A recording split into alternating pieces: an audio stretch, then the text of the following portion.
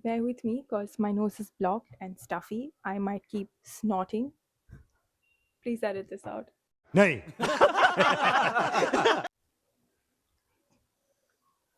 Where's the camera? उठा ले रे देवा, उठा ले रे बाबा. For all of you who remember me from 2 years ago, I was this really fit girl with a shredded six pack and bulging veins year round. I performed these complex, crazy, body breaking workouts. And I also took pride in this military discipline I had. 21, yeah, get again. Come on, we want to see it. Good, 22. Who's gonna carry the boats and the logs? That's you, buddy. Come on, 23.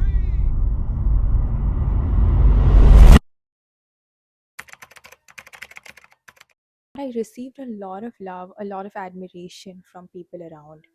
People found me inspiring.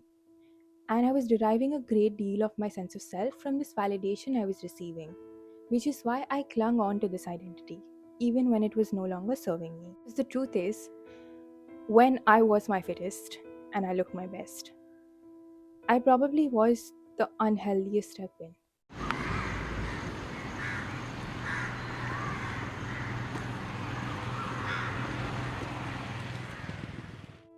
Because health is not just physical wellness, it's also emotional, mental, and spiritual wellness. So, when at that time, um, I was living in survival mode. My mind was constantly racing. I was not doing well emotionally. And as a result, my physical health suffered. I want to be honest about what was really happening at that time. So, while I looked fit, I was pathologically obsessed with performance and productivity. I was living in a constant state of stress and anxiety. I couldn't take a day off without feeling guilty about it. Even when I was resting, my mind was racing. So I was never really resting. My nervous system was chronically dysregulated and I was living in a state of fight or flight. So, to be very honest, I didn't have a healthy sense of self. In fact, I had no sense of self. I didn't know how to regulate my emotions. Again, that's something most of us have not been taught. So, I was using food, I was using exercise, I was using movement to cope. And I was also deriving my sense of self from the external validation that I was receiving. All of this was giving me a sense of control because deep down I felt inadequate. I felt the need to constantly improve to justify my existence.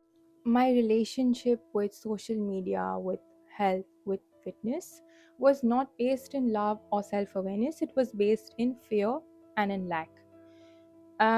It was based in the desperate hope that if I finally did enough or look good enough, I would feel enough.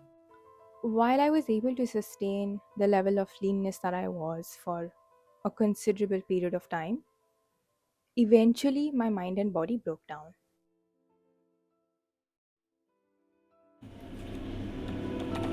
Yeah, do it.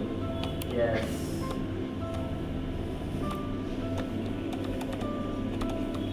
This will be one of the main shots. I also want to speak about how maybe this was possible for me because of my genetics. My genetics allowed me to stay lean for a really long time, but this is very, very unhealthy for most women, and it became unhealthy for me too. I developed amenorrhea. So, hypothalamic amenorrhea is completely different from PCOS, and a lot of women in the athletic communities develop amenorrhea, which might often get misdiagnosed as PCOS, which is again dangerous because the difference between both is is vast. You develop hypothalamic amenorrhea when one, you're not eating enough, two, you're not eating enough for the amount you're training, three, you're overtraining and you're not resting enough, four, you're not sleeping enough, you're chronically stressed, or like you're too lean for what your body wants, or you're too thin for what your body wants. So when you're not consuming enough energy for the amount of activity that you're doing, your body goes into a state of survival mode, because now whatever little energy that it's getting needs to be allocated for survival. It doesn't have the resources to allocate to secondary functions such as reproduction, which is why your period stops. And this is not a good thing, even for people who don't want to actively get pregnant right now. This is not a good thing. It is extremely dangerous for your health. You need a healthy period to be healthy, a regular period to be healthy. It is linked to your bone health, it is linked to your heart health, it is linked to your brain health. I will make a separate video on this. Is when I realized that discipline without self awareness is not strength, in fact, it's self harm. Don't get me wrong, like the female body is capable of doing everything the male body can do. Some people probably fight me on this, but I believe so. But then is it healthy for us? Probably not. Um, while our bodies can move, they also need rest, they need nourishment, they need safety, they need softness. I was overriding my body's innate wisdom by my mind's obsession.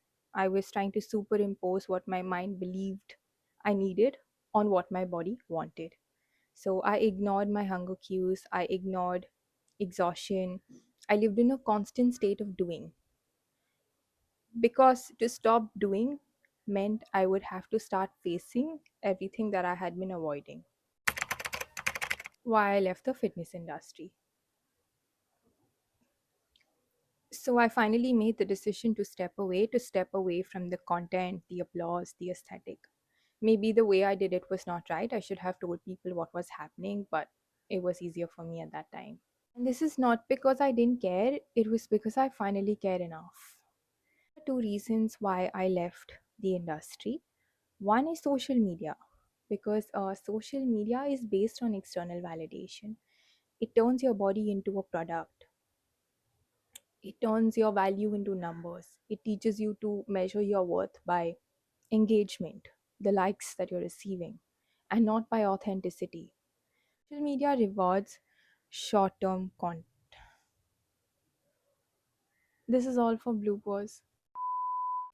So, social media rewards short form, polarizing content, aesthetic perfection. And I don't think this was a healthy space for me to be in when I was trying to establish a healthy relationship with my body. What also happens is, as creators, when we're trying to monetize a platform, um, we we are swayed by trends, we are swayed by trying to create content that will grab a lot of eyeballs, and this content is often not the best kind of content. In fact, we have to dilute the messaging that we want to put out in order to achieve a certain outcome. And I don't want to be in a space where I have to alter the kind of messaging I need to put out in order to achieve a certain outcome, which is followers, engagement, monetary compensation. I don't think that was good for me. That didn't resonate with me as a person. In fact, it made me deeply uncomfortable and unhappy with myself. I needed to take time off to come to a space where I can create because I want to express myself and not because I'm looking for validation. It's not that social media is evil, in fact, it's a really beneficial tool, but it is extremely dangerous when you don't have an inner sense of self, which I didn't. Two is my exercise addiction, because my entire identity was based on that of being a fit girl.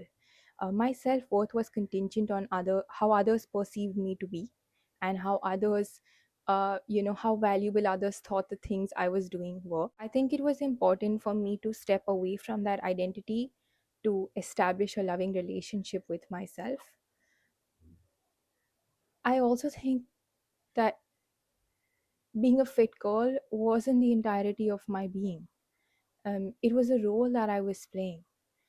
And when you sacrifice your authenticity to play a role, no amount of praise or validation will make you happy, because you understand that people like you for the role you're playing, not for the fullness of your being, not because you're multifaceted. And that is something I didn't want for myself anymore. So, in order to fully heal and recover, I had to step away from my addictions. How do you know something is an addiction? It's when your life revolves around that activity rather than that activity supporting your life. So, my world was actually becoming more rigid, it was becoming smaller because of social media and fitness. I was obsessively needing to perform certain routines and rituals to feel okay. Recovery and rebirth. So it's been 2+ years into recovery now, and it has not been easy. It's been slow, it's been layered, it's been non-linear. But when I look back now in hindsight, I'm really happy that I did this for myself. One the most important thing I feel that I did was I sought professional help, which is therapy. I took the support of a therapist, and I tried to redefine the way I saw myself from that of a performer to a person. I try to replace black and white thinking with nuance. Instead of trying to manipulate my body, I learned how to regulate my nervous system. I learned emotional regulation. This wasn't easy, but it's definitely possible. I also went to an endocrinologist and used the support of a coach to heal my amenorrhea. So this meant I had to stop working out as much. In fact, I had to take complete rest for a period of a few months because I had driven my body to the other extreme, and for it to trust me again, I think I needed to give it that break. I also removed all rules around food and rest. I allowed myself to eat whatever I wanted, and I actively also worked with my therapist on removing this food guilt and food fear. I also started doing activities based on what felt good rather than what would confer some future benefit on me. For example, walking because it actually felt good, it allowed me to relax, versus running. And as I've mentioned previously, I took time off social media. It's been nearly 2 years since I've been away from Instagram, and I think that's really helped me. And the results have been pretty good. So I do have a healthy menstrual cycle now. I think it's so important for you to have a regular period. I have a good relationship with my body. Maybe it's not the best yet, but it's definitely loads better than what it was, where I'm starting to view this body as an instrument. It's a gift that's been given to me and to you to experience this world. And we need to look after it because it's doing everything for us. Like, it's doing everything for us without asking for much. And when we learn to honor it and when we learn to respect it, we will never have any issues with our health or how we look. It's only when we sever the connection between the mind and the body and start living in our minds that the body becomes sick. Also, my mind is calmer. I'm able to meditate every day. This is a practice that I've adopted, where I just sit with myself and I allow myself to really process and become aware of my internal reality so that I'm not trying to escape my internal reality through external activities. I also no longer define myself by a number, whether it be the amount I can lift, whether it be the amount of push ups I can do, whether it be my weight, whether it be my body fat, whether it be the number of likes I receive, the number of followers I have. So I no longer define myself by any of this. And I've also really built safe, meaningful relationships because I know that the people who are around me now and the people who are in my life are there because of who I am and not because of the things I can do. I'm speaking about this today because I don't think it's just an individual story, it's a cultural issue. There is a rampant rise in the number of eating disorders as well as body dysmorphia amongst young people, especially in the online fitness spaces. We've created a society which equates control with success, value with how you look, and discipline with dignity. People are skipping meals, they're purging, they're fasting, they're binging, they're overtraining, uh, they're injecting their body with steroids and all kinds of other new drugs that are coming out. A lot of people are even going under the knife in the hope that if they look good enough, then they will be accepted. This is a systemic issue, it's not an individual issue. And I want to put out a message, like a healthy message, which tells people that their worth is inherent. And it, contrary to what we've been told, it has nothing to do with how we look, it has everything to do with who we are. and how we feel about ourselves. You don't need to earn your food, you don't need to earn rest, you don't need to earn love. Again, your value is inherent, and no one should have to feel unsafe or threatened by their own body. I think it takes great courage to heal. It takes great courage to admit that something is wrong and to want to be better for yourself. Because all of us, in some way, are carrying pain that was never seen, never held. There were certain parts of us that were dismissed when we were younger, and we felt that we needed to create these identities, these personas, or play these roles that we are playing in order to be accepted. So while some of it is beneficial, some of it is very detrimental. And I think we need to give ourselves the space and time to segregate between what is serving us and what is actually harming us. And the way we can become better is not by adding more perfection, but by subtracting the shame that we're carrying. Because, like, there's no need to.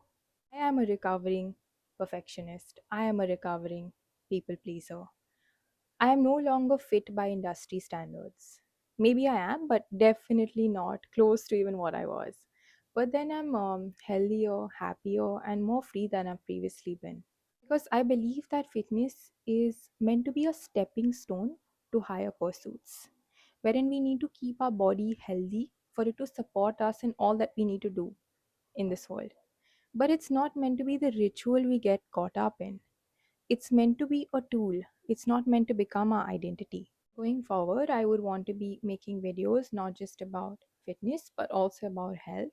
Again, not just physical health, but mental health, emotional health, spiritual health. I wouldn't want to limit myself to one segment or niche. So, for anyone who feels that this is valuable and they would like to see more of this kind of content, please do stick around. And for those who feel this isn't for them, that's very valid. I'm really glad that you've been here so far, and I'm very grateful for it too. Everyone struggling, I hope that this helps you feel seen, heard, or acknowledged in some way. And this makes you believe that healing or recovery is possible. Even though it's scary, it's definitely possible. Your worth has nothing to do with how you look, and it has everything to do with who you are. Thank you for listening to me. Thank you for being here. See you in the next video.